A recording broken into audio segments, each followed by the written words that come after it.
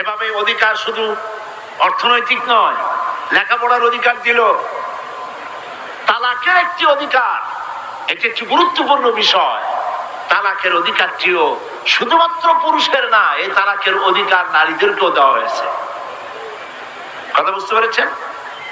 তালাকের অধিকার, বিবাহ বিচ্ছেদের অধিকার শুধু পুরুষের নয়, নারীকেও দেওয়া হয়েছে।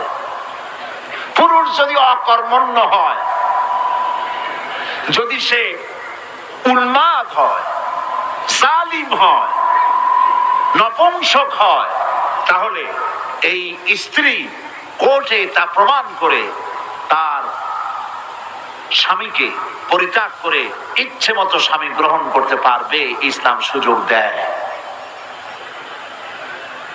তালাক, কথায় কথায় তালাক দেওয়ার একটা রেওয়াজ আমাদের দেশে আছে।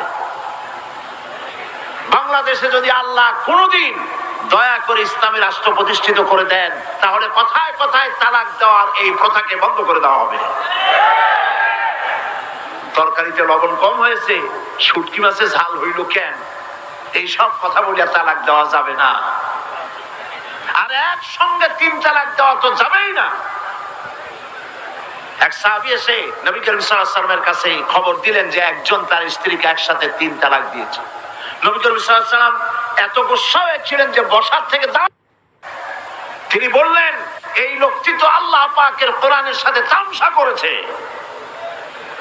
তালাকের আল্লাহর কাছে 2টা হালাল সবচেয়ে জঘন্য, 2টি হালাল সব থেকে জঘন্য। একটা হলো ভিক্ষাবৃত্তি, আর একটা হলো তালাক। যখন তালাক দেওয়া হয় অন্যায় ভাবে, গোসায় আল্লাহর আরশ কাঁপতে থাকে।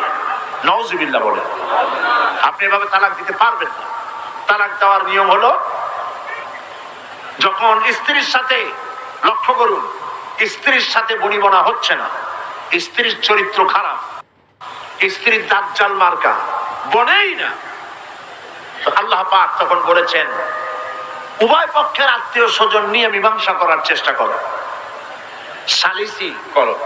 যদি মীমাংসায় না হলো, তাহলে 1 মাসে 1 তালাক দাও, বিছানা আলাদা করে দাও এবং অপেক্ষা করো তার এই অবস্থা দেখে সে ফিরে আসে নাকি। যদি ফিরে আসে তো গ্রহণ করো, যদি ফিরে না এলো 2য় মাসে 2য় তালাক দাও।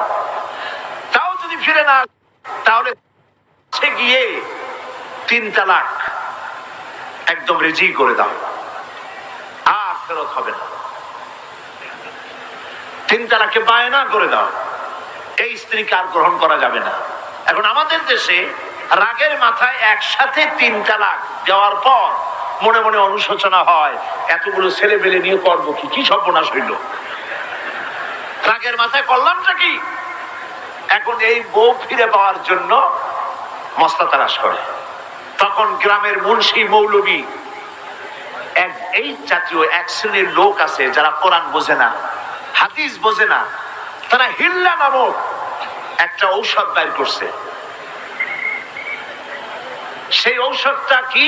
তারা বলে যে এই স্ত্রীকে যদি আবার নিতে চাও, তাহলে আরেকটা পুরুষের সঙ্গে বিবাহ দাও এবং শর্ত করো যে তোমার কাছে দিলাম, 2-3 দিন পর তুমি তালাক দিয়ে দিবা, এরপরে আমরা নিয়ে নেব।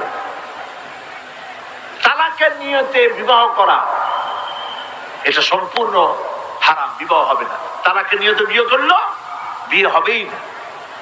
তারপরে এই যে ভাড়া করা, একজনের সঙ্গে হিলা করতে দেওয়া, এটাকে হাদিসের ভাষায় বলা হয়েছে ভাড়া করা ষাঁড়।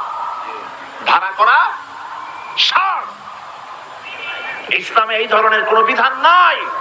সবাই কান খুলে শুনুন, হিল্লা করার যে ব্যবস্থা বাংলাদেশে গ্রামে গঞ্জে আছে, শরীয়তের কোনো অস্তিত্ব নাই। কেউ যদি তার স্ত্রীকে তালাক দেয় আর এই স্ত্রীকে আবার ফেরত দিতে চায়, পর্যন্ত ফেরত দিতে পারবে না। একটা পথ আছে, সেই পথটা হলো এই